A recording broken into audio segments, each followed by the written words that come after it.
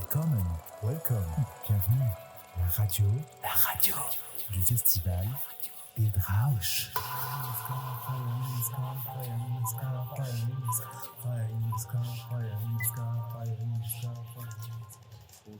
Bonjour à Morgane Franc, réalisatrice du court-métrage Ours, en programme à Bildrausch Filmfest Bâle, dans la section de court-métrage justement qui était organisée en collaboration avec les Journées de Soleure.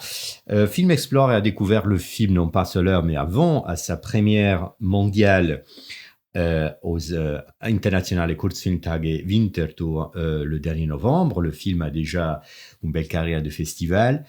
Et arrive maintenant à Bâle, le siège de Film Explore. Et donc, nous prenons l'occasion de parler avec toi, Morgane, de ce film que tu as réalisé l'année passée, Ours. Peut-être c'est aussi l'occasion de parler un peu de ta production de cinéma, parce que malgré ton jeune âge, tu as déjà réalisé plusieurs films, des courts-métrages. Je les nomme La Doyenne, Le Cahier d'école, Mémoire de Méduse, Ours et aussi 2 essais vidéo. Si on regarde un peu ces courts-métrages, j'ai eu la chance de les voir, tu expérimentes différents styles. Par exemple, Mémoire de Méduse, c'est très clairement un film qu'on appelle expérimental. Et La Doyenne, beaucoup plus, avec une narration beaucoup plus, je dirais, classique.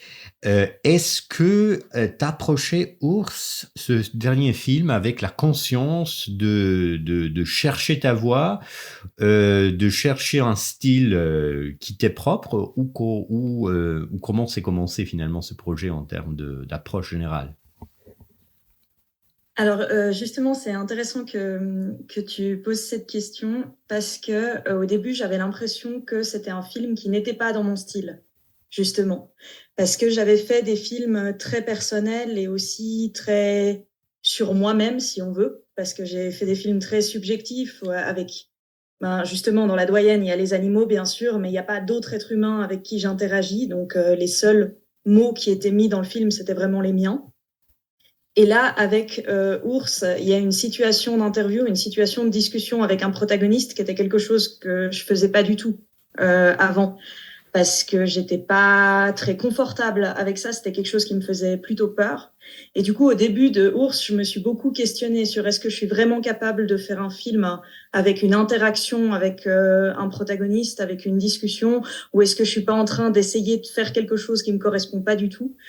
Mais effectivement, le film demandait cette approche-là, demandait cette discussion avec aussi les difficultés que ça posait.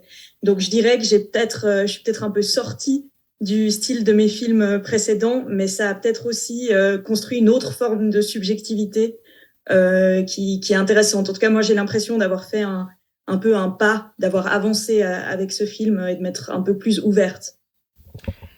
Parlons un peu juste très court, de façon très courte du film. Donc, tout nous raconte l'histoire, nous rencontre celle avec un monsieur ours qui est un vidéaste amateur et qui s'intéresse aux ours. Donc, euh, et il te demande de l'aider pour organiser son archive vidéo.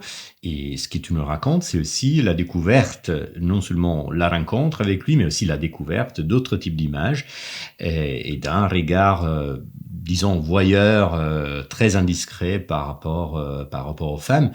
Donc, ce thème du regard masculin et de sa violence, ce qu'on appelle souvent au débat le male gaze, c'est quelque chose de central dans ce film, c'est quelque chose qui construit ce film. Donc la question ce serait, est-ce que, j'imagine que tu connaissais déjà, par exemple, les travaux de Laura Mulvey sur le male gaze, est-ce que c'était une façon de tester d'une façon exemplaire à travers cette expérience et ce film un débat et des questions et des questionnements importants d'aujourd'hui déjà existantes, ou est-ce que tu as appris aussi quelque chose par rapport à ce thème en y travaillant à travers un film? Alors j'étais déjà familière avec ce thème avant parce que en fait moi j'ai commencé mes études de cinéma plutôt du côté de la théorie, donc c'était des questionnements qui étaient déjà là. Maintenant, comment dire, pour cette idée un peu de tester, je pense pas vraiment. Je pense que c'était plus une réponse à une situation dans laquelle j'étais et j'y ai répondu avec les outils que j'avais. Et effectivement, mes outils, c'est ces réflexions autour du regard qu'on pose sur les autres. Et en fait, il y avait presque quelque chose d'un peu forcé dans cette situation, dans le sens que pour moi, c'était évident que je devais réagir et je devais faire quelque chose, que je pouvais pas ignorer ce qui se passait. Après, c'est vrai que une autre réflexion qui était là, c'est que cette thématique, peut-être on en discute beaucoup dans les milieux académiques ou dans les milieux artistiques, mais c'est peut-être quelque chose où on reste quand même avec des personnes qui sont peut-être, en tout cas moi, j'en parlais surtout avec des personnes qui étaient d'accord avec moi. Et je me suis dit, ben, qu'est-ce qui se passe si on essaye d'en parler avec quelqu'un qui s'est pas forcément posé ces questions-là ou qui vient d'une position complètement différente. Donc, je crois que ça m'intéressait. La possibilité ou l'impossibilité de cette discussion, mais d'essayer d'aborder ça avec quelqu'un qui ne vient pas de cette position-là, justement. Tu parles pas sur lui, sur son regard, tu parles avec lui, donc et en plus tu le fais d'une façon particulière dans le sens que t'intègres ta personne dans le film. Alors tu restes pas derrière la caméra. C'est déjà très compliqué par rapport à ce sujet justement. Tu parles avec lui donc de garder une dimension d'accusation, une dimension de respect. Et en plus, voilà, il arrive ce moment de décision, je pense, pendant le tournage du film, de t'impliquer toi-même à l'intérieur à la caméra. Donc, est-ce que ces dispositifs, ça te libérait ou ça te permis de faire plus ou ça te crée plus de problèmes? D'où ça vient ce choix de te mettre toi-même dans la caméra, dans l'image, excusez-moi, et finalement de t'interroger toi-même aussi?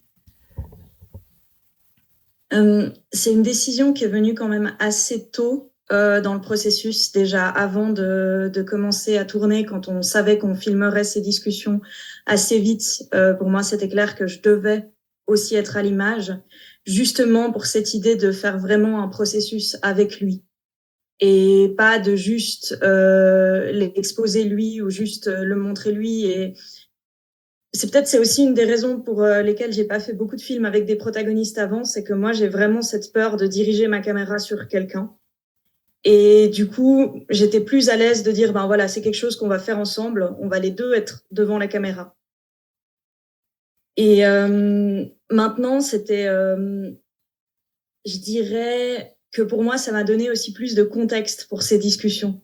Parce que c'est comme si l'image ou le cadrage, ben, c'était un endroit dans lequel on avait cette discussion et c'était aussi un endroit un petit peu protégé.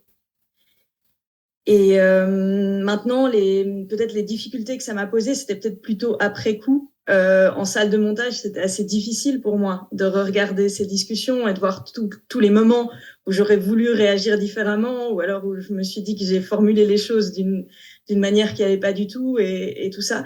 Mais en fait, je pense que c'est hyper important si on veut aborder ces discussions parce que j'étais pas là pour donner un cours sur la vérité absolue sur ces questions. J'étais là pour essayer de discuter et essayer de s'écouter. Et ça, bien sûr que ça passe par des maladresses chez moi aussi, et c'était important de le montrer. Donc, essayer, justement, il y a une dimension que je pourrais bien dire performative dans le moment où tu t'intègres à l'image. Très concrètement, ce tournage, j'imagine, est-ce qu'il y a eu des surprises? Est-ce qu'il y a eu des situations dans lesquelles finalement tu as dû sortir aussi ton côté performateur? Je rappelle, tu es aussi quelqu'un qui est souvent sur scène, comme slam poetry, et comme chanteuse rock. Donc voilà. Est-ce que tu as pu vivre aussi dans le tournage et dans ce film une expérience qu'on pourrait dire vraiment performative?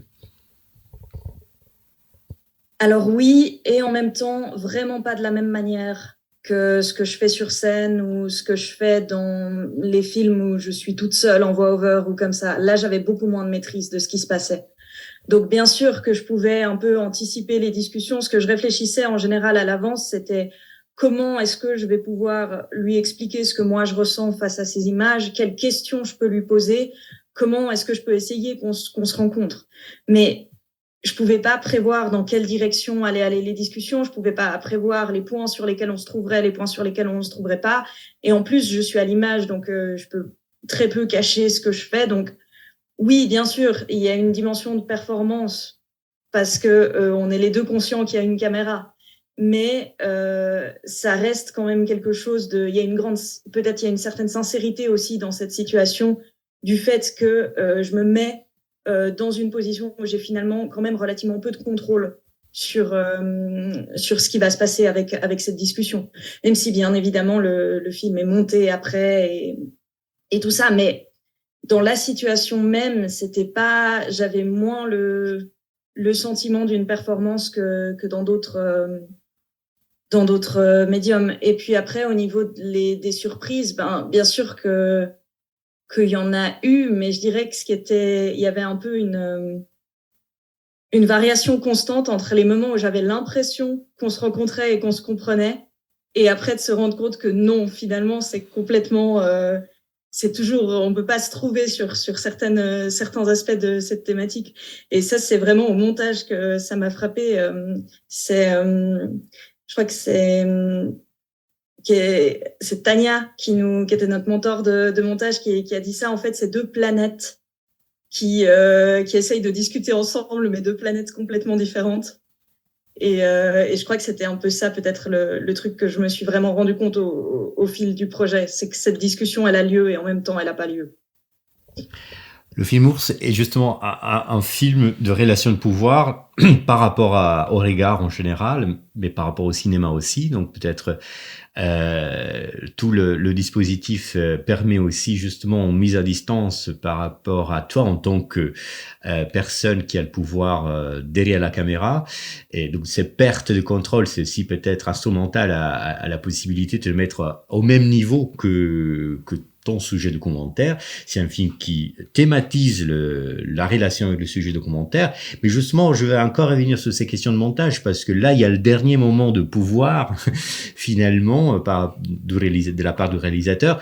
Le choix aussi de impliquer une autre monteuse, notamment Céline Detwiller, indépendamment du fait qu'elle est une très très bonne menteuse, est-ce que c'était aussi une nécessité pour créer justement cette distance et faire en sorte que cette confrontation que tu mets en scène entre toi et ton sujet de commentaire et la thématique de la relation sujet de commentaire en général trouve la bonne distance? Oui. Alors bien sûr, ça a joué un très grand rôle que Céline soit là pendant la phase de montage. Et pour moi, c'était très important de travailler avec quelqu'un d'autre. Donc jusque-là, j'avais monté tous mes films moi-même. Mais vraiment, je pense pas que c'est quelque chose que j'ai envie de refaire. Maintenant, pour tous mes prochains projets, j'ai vraiment envie d'impliquer quelqu'un pour le processus de montage. Et puis Céline, en fait, elle a jamais rencontré Ours avant de monter le film. Et du coup, elle l'a vraiment rencontré à travers les images et à travers les discussions. Et je pense que ça, c'était très important pour trouver cet équilibre parce que moi, par moment, j'étais peut-être encore prise par les discussions qu'on avait eues. Il y a quand même des frustrations qui sont restées de ce tournage. Et du coup, c'était pas forcément évident pour moi de toujours trouver le bon équilibre, notamment aussi dans ce que je pouvais dire dans la voix-over, par exemple. Et ça, de travailler avec Céline, ça m'a vraiment beaucoup aidé pour trouver cet équilibre. Et puis garder justement ce film qui est sur cette ligne très subtile, avec, oui, une forme d'accusation, mais en même temps une forme de dialogue. On s'approche un peu à la fin de cette discussion. Et justement, je trouve que ce film-là ne termine pas avec sa fin. Dans le sens, c'est un film qui nécessairement s'inscrit dans une discussion qui suit le film, parce que c'est un film qui, justement, comme tu dis, n'a pas de réponses, pose surtout des questions. Bon, quelques réponses aussi, ou quelques positions aussi, mais surtout soulève des questions. Et donc j'imagine que c'est un film qui se prête et qui presque naturellement doit continuer à vivre dans les salles de cinéma et dans des moments de discussion comme celui qu'on a le plaisir d'avoir aujourd'hui. Euh, qu'est-ce que c'est ton expérience? Je sais pas c'était parce que tu es encore en plein tournée de festival. Qu'est-ce que c'est ton expérience de dialogue avec le public ou avec des journalistes, avec d'autres personnes pour continuer cette discussion que tu soulèves à l'intérieur du film? Est-ce que tu as aussi vécu des moments particuliers? Comment tu approches finalement cette tournée de festival qui n'est pas une tournée peut-être laquelle, mais c'est totalement intégré à la vision du film? Alors, il y a toujours beaucoup de discussions après les projections. Les gens ont vraiment toujours des questions et réagissent toujours au film beaucoup. Après, de manière très différente, dépendant les endroits ou dépendant les personnes. Il y a peut-être des projections où j'ai dû plus défendre ma position. Des fois, de manière aussi où ça peut être un peu épuisant, avec voilà, des personnes qui vraiment ne comprennent pas la démarche du film et dont il faut du coup presque refaire un travail d'écoute et de discussion avec ces personnes-là après le film. Et aussi d'autres personnes qui reconnaissent d'autres aspects du film ou alors le lient à d'autres expériences. En tout cas, c'est un bon point de départ pour des discussions. Des fois, ça me donne l'impression d'avoir peut-être plus créé une sorte d'outil ou un facilitateur pour continuer à discuter plutôt que des éléments de réponse. Mais globalement, je dirais que ça me touche quand même de voir les gens parler de cette thématique après la projection, qu'ils soient d'accord ou non avec moi, de voir que au moins la discussion a lieu et qu'elle continue, c'est quelque chose qui est peut-être assez réjouissant quand on a fait un film de pouvoir voir ça. Mais oui, c'est vrai que c'est pas mon travail. Moi, il s'est pas arrêté avec la fin du film. Et il y a tout un travail de créer le contexte pour montrer ce film et d'accompagner aussi les gens et les réactions des gens après. Bah, merci beaucoup. Peut-être la toute dernière question, il y a toujours un avant et après un film qui demande beaucoup d'énergie, beaucoup de temps.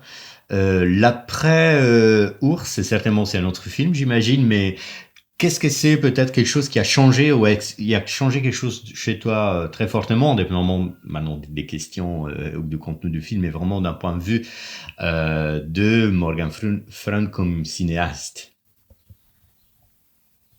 Je dirais que ce qui a changé, c'est justement peut-être l'apprentissage de cette écoute ou le fait d'expérimenter avec l'écoute comme cœur du travail documentaire. Et je pense que c'est ça que j'ai envie de prendre avec moi de ce film, de continuer à faire des films où je vais rencontrer les gens, où je suis aussi présente et où je m'exprime aussi, mais de l'associer à cette forme d'écoute de l'autre.